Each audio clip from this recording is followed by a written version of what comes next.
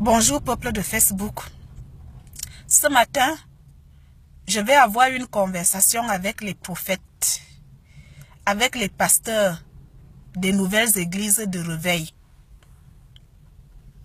Je vais exclure l'église presbytérienne camerounaise, orthodoxe et l'église catholique et les musulmans parce que ça c'est des églises qui datent depuis la nuit des temps. Mais celles qui se sont créées hier là, et qui se créent même aujourd'hui, et qui se créent même à l'heure même où je suis en train de vous parler, pardonnez-nous, excusez-nous, passez votre route. Je m'en fous du reste. Je sais que le travail est très difficile au pays. Ou même de nos jours, partout où on va, le travail est difficile. Si tu ressens une vie de foi intense en toi, c'est bien. Si tu arrives même à en faire une église, c'est très bien. Mais fais une église qui unit les gens, pas celle qui sépare les gens.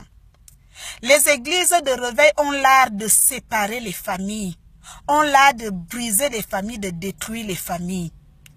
Quand un membre d'une famille jadis unie commence à mettre ses pieds dans ces églises-là, ce qui va sortir de là, ça sera la catastrophe. Comment on peut mentir à une femme que son mari est un serpent, est un boa? Vous voulez que quand elle va rentrer à la maison, qu'elle fasse quoi? Qu'elle ramasse ses affaires et qu'elle parte et qu'elle quitte son mariage par les temps qui courent? On sait bien que le mariage ne court plus les rues. Vous allez dire à une sœur que c'est son autre sœur qui l'ensorcelle. Vous voulez quoi? Que quand elle va sortir de là, elle va apprendre sa sœur, elle va lui faire des bisous? Non! Elle va vouloir tuer sa sœur. Et elles vont se haïr pendant toute la vie. Et parfois même pour rien. Quand vous dites à un fils que s'il ne trouve pas du travail, que c'est son père qui est assis sur son dossier, c'est pour ça qu'il ne trouve pas de travail. Vous voulez que ce fils fasse quoi quand il va sortir de là? Il va haïr son père. Vous détruisez les familles, vous divisez les familles. Vous avez appris la Bible par cœur comme un livre d'histoire. Vous avez vos révélations propres à vous, que vous racontez comme la sorcellerie. Et des personnes nantis adhèrent. Oui, je veux bien, il y a des églises aussi que tu entres, tu sens que la parole de Dieu est ici.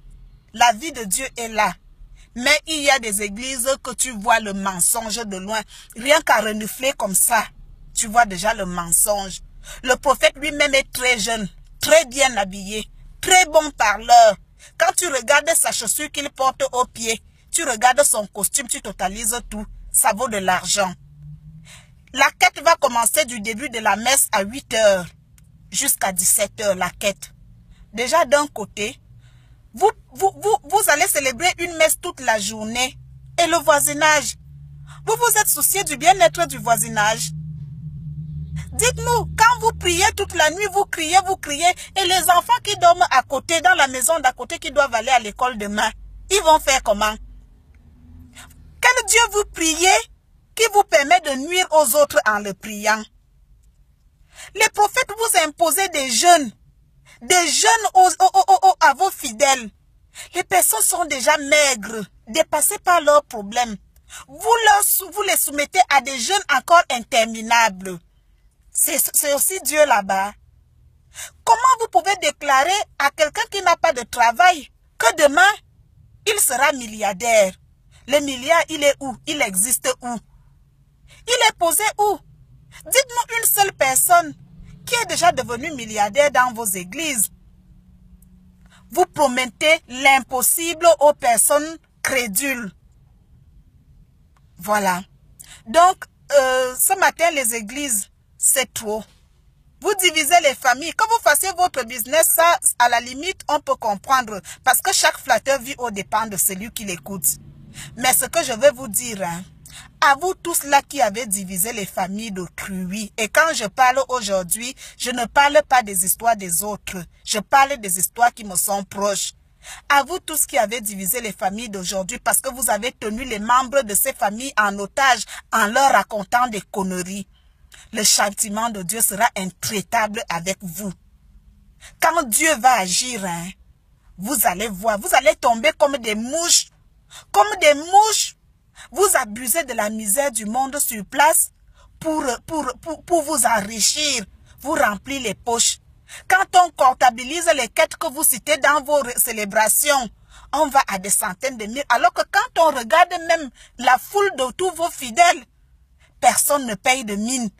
Tout le monde est presque misérable. Quelqu'un va mettre dans la quête toute la journée et il n'aura même plus l'argent du taxi pour rentrer chez lui. Et par-dessus tout, il faut qu'il jeûne. Franchement, les églises là, hein, c'est un business qui vous est gagnant aujourd'hui. Mais chacun d'entre vous vomira l'argent qu'il a escroqué, qu'il a volé aux pauvres fidèles qui étaient en difficulté et qui vous ont remis leur argent parce que vous leur avez promis des mystères. Arrêtez de diviser les familles. Arrêtez de raconter la sorcellerie aux familles. Vous mentez. Moi, je dis vous mentez. Vous pouvez me maudire comme vous voulez. Hein. Moi, ça ne marchera pas. Parce que dans vos mêmes églises, on m'a proclamé bénédiction. On m'a proclamé des choses que je n'ai pas vu venir jusqu'aujourd'hui. Donc, ce n'est pas votre malédiction que je vois venir un jour. Donc, quand j'ai parlé là, mes frères Alain Bruno, Christian Timbanbomo, mon frère Zanga Pierre, je n'ai rien contre vous. Je voulais parler des faux prophètes. Voilà, des faux prophètes qui détruisent les familles.